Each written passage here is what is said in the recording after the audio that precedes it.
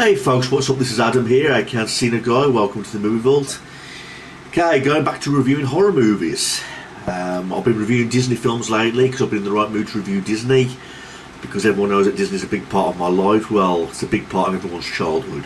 But I'm also a fan of horror movies, and this horror movie which I want to review today is part of my childhood somehow, because I have an auntie who lives down in Western-super-Mare. When she was younger, she used to collect all these horror movies, but when she got older she became less of a fan of them, and she used to scare so easily. So it's strange how ways how people can change, you know what I mean. But when I was little and I used to go and see her on my school holidays, I always used to nose around in this cupboard where she kept all these VHS tapes, and I used to scrabble around in them, pick out all these VHS tapes that had interesting VHS covers that would stand out to me, or the name of them, and I'd be like, I wonder what this is like, I wonder what this is like. And I'd only be about 7 or 8 years old when this was happening, you know what I mean. And there was one VHS tape that I came across, and it was called Ghosthouse. Okay. Ghosthouse is also known as La Casa, and it had several various release dates. I mean, it was released in January of 1988 in 1988. Well, all the same year. It was released on 21st of May of 1988 in Japan and 11th of August in 1988 in Italy. But its official release date was January of 1988. And like I say, it's also called La Casa overseas. But I know it purely as Ghosthouse. And it's a short-paced film, 95 minutes. Now, the cover intrigued me when I looked at this front cover of Ghosthouse, because it shows a little girl that looks like a ghost. Oh, sorry, this is a double feature Blu-ray disc. It contains Ghosthouse and The Witchery. I've not seen The Witchery, but it does star Linda Blair, so that's one reason to check it out, I suppose. But I've not seen The Witchery as of yet, but Ghosthouse, which is the one I'm talking about, is the one I'm reviewing right now. It intrigued me, the front cover did, because it shows a haunted house of a little girl who looks like a ghost holding a clown doll. Okay. And like I said, I was always like, this looks interesting, this looks interesting. So, mischievously of me, I used to play some of these VHS tapes when my auntie was either at work or she was having a night out. And I would say, let's see what this is like. And just like all VHS tapes, I had a magic to them, you know, where it showed like all the grainy images, you know, the tape was worn, so it was all fuzzy. And this VHS tape of Ghosthouse was played, and it wasn't rewinded. It was like smack on towards the end, and then when I played it, I saw this image of this clown doll strangling this lady, this woman, while these other toys were flowing around in the room, and it was playing that eerie music. If you've seen Ghosthouse, like that lullaby, like oh, really, it sounds like a lullaby. If you've seen Lamb Chops play along, the old kids movie, you know what I'm about. Hey, it's Lamb Chops, play along. It sounds like that, but it sounds something like burial, burial, burial, like this repeated lullaby coming from this clown doll. And I thought it was spooky. And of course I watched the ending, you know, where the clown doll appeared again in this toy store room, and the girl's and Martha's boyfriend Paul gets hit by the bus, and she's there screaming, going, Paul! I mean, it freeze frames, and he goes to the credits. And I never saw the movie again since, but it always stuck in my mind, that clown doll and that eerie lullaby. And I couldn't remember the name of the film, Ghosthouse, because this was years later, because I just forgot about it for a while. And then when I got to a certain age, I said to myself, what films would I like to check out after I remember seeing from my childhood? And I was doing all this research about clown dolls and all this kind of stuff, and Ghosthouse pops up. And then when I clicked on Ghostface Wikipedia, the image showed up, and straight away went into my mind, I remember that film, so I've got to check this out. So I ordered the Blu-ray, and I decided to watch it all the way through. Now, after watching the movie all the way through, I will admit a certain few things. That the film does drag a little with some of these characters that are not really that interesting. And to me, this movie seems like a cheaper version of Poltergeist. You know, with the clown doll, and there's a clown doll in Poltergeist also. But it seems like more of like a cheaper, less scary version. I mean, the film opens up with this house. I guess it was taking place in the 60s, and this little girl, Marietta, kills a cat by slitting its throat with scissors. And the father, when he finds out about this, the first thing that he does for punishment is lock the little girl in the basement with the cat's body. He says, "You're going to stay down here till you're sorry." And that was his punishment for killing the cat. And the first thing that will come into my mind is well, if a girl just killed a cat with some scissors, the first thing I'd do is call some psychiatric help, or maybe even the police. Fucking evil and demented. But his punishment was to lock her in the cellar. And he's saying to the mother, why is she doing this? You know, what's come over her? And then the father ends up getting killed because this figure chops an axe into the back of his head, which I swear when he chops into the back of his head, it looks like sawdust, you know, a sawdust bag. You know, you chop an axe into a sawdust bag and this sawdust goes everywhere. I didn't see any blood, but it looked like dust. And then the woman gets her death, which was more gruesome, even though she didn't do anything wrong. She gets like this fan blade cut her throat. You know, you see weird shit like a light bulb inflating of blood and then exploding, and lots of weird crazy shit happening. And in the meantime, Henrietta is in the basement, the little girl, and she's hugging this clown doll. You know, trying to keep it safe by her side for safety.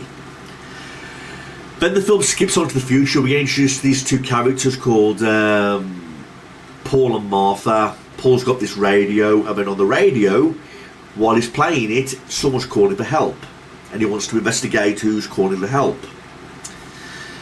So basically, they're on this journey. Him and his girlfriend Martha, they're on a journey, and they pick up this hitchhiker on the way by the name of Pepe, which I have to admit annoyed the living shit out of me, because he tries tormenting the girl with his skeleton hand, saying, "You should believe in ghosts," and all that kind of shit. And I'm thinking, okay, do you really need this in a horror movie?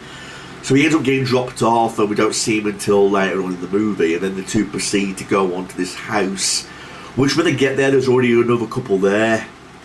I suppose you have to have some victims to kill, but they get there. And Pepe appears at this house later on in the movie, and I think to myself, how the fuck did he get there? Because I guess out of all the houses you could have gone to being a hitchhiker, he ends up at this precise one. I'd tell you the truth, I found it very uninteresting the first half of the movie, apart from the start and the scenes with the clown doll. It was the scenes with the clown doll that I wanted to see, because that was a scene that stuck into my head as a kid, and the images. So storytelling wise, the movie was not that good, but it was like the clown scenes that I really wanted to check out, and it was those scenes that stood in my mind as a kid. And we keep hearing that lullaby throughout the house, you know, that burial, burial, burial. It's like replayed throughout the film, most of the film. One by one, the people get killed off one by one, and we don't know how. We learn that nearby was this burial site where there's this guy that steals from the dead, and he stole the clown doll to give to his daughter. And I think to myself, why would you need to steal a doll to give to your daughter? Can't you go to a normal toy store and get her a doll? Why steal from the dead? You know. And hereby the Henrietta character, the little girl, is buried there, and that becomes a important part of the film, as later on these people are all getting killed off one by one in this house. I mean, this film is not a bloody film. I admit that it's not a bloody film. I think the only time you see large amounts of blood is like this motorhouse scene, you know, where the little girl Henrietta appears on the screen and she's crying blood. You know, that's the only time you actually see any blood in this movie. You know. And then when we get towards the end of the film, we see that famous clown scene, you know, where Martha's taking out this toy chest, and she's a picture of the little girl, Henrietta. And then the clown doll attacks her from behind, tries strangling her while all the toys are floating around inside the room. And in the meantime, Paul sets fire to Henrietta's body in the burial site, and things disappear. The evil disappears because we see like this Grim Reaper scene, you know, where this guy's has a skeleton face and a hood, and he disappears because he was the one doing all the killings, and everything seems normal. You know, and then soon after that it gets to the scene which I remember when I was a kid, where it was like they're in the city. Somehow, I don't know how, the clown doll reappeared in this toy store, and it's smiling evilly as Paul gets hit by the bus, and then the credits roll when Martha screams. So overall, I have to say this movie, it was like a cheaper version of Poltergeist, but less scarier. But like I say, I'm glad I checked the movie out. I just got done watching it moments ago. I'm glad I checked the movie out because it did give me flashbacks to back when I was a kid, checking out all these different scenes with the clown doll. I'd say the only thing I liked about the movie was like the clown doll idea. I think that was the scariest part of the movie, the eerie clown doll which was coming to life and causing all this evil havoc, you know. And that musical stood in my brain, that lullaby, that it's played throughout most of the whole film, you know. But I didn't care for the characters, I have to admit. I did not like the Pepe character. Storytelling wise, it wasn't that good. It wasn't gory. You know, not that gory. I mean, you do see some scenes with blood and cut throats and things like that, but on the whole, it wasn't like a blood fest or anything like that. There's also a scene where this guy ends up dropping in this pool, like looks like milk, you know, like a spool swimming pool or something like that throughout the house when he falls through the stairway. You know, so the killings weren't interesting. I mean, you're bound to remember some of the killings, especially at the start. You know, like I said to Henrietta's father getting hit in the back of the head with that axe. It looked like sawdust, you know what I mean?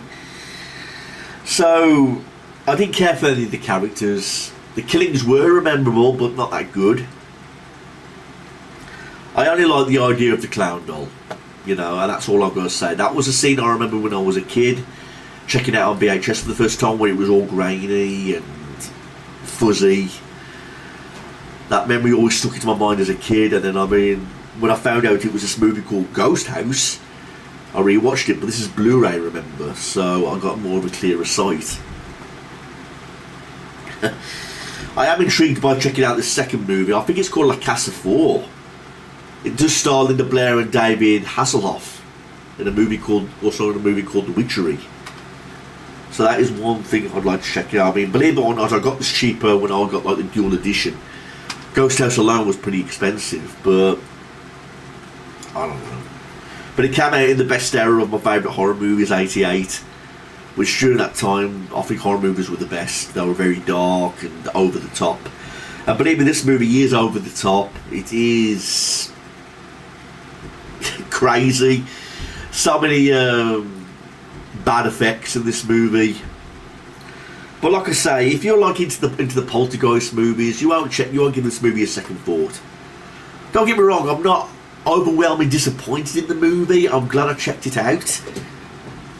Least I can say, I'm glad I checked the movie out, because it was like going back in time to when I was like 9 years old, going through all my auntie's horror VHS tapes and things like that. So that was like a nice feeling.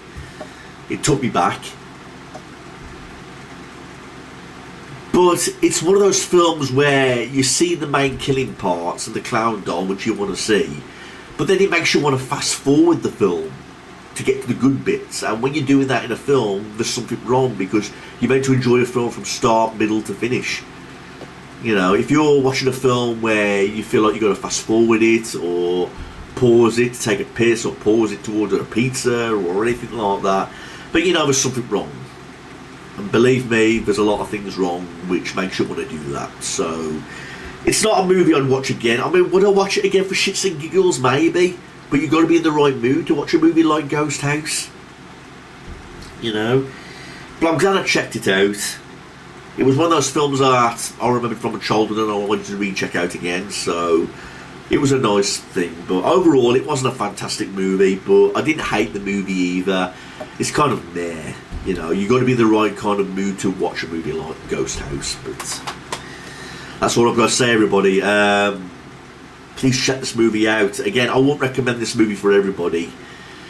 If you like shitty, lame horror movies that are more cheaper versions from different classics like Poltergeist, then I do recommend it. But again, you just got to be in the right mood to watch it, that's all. But thanks for watching this, everybody. That's my movie review on Ghosthouse or La Casa Free. Please leave a comment. Thanks, everybody. Peace out.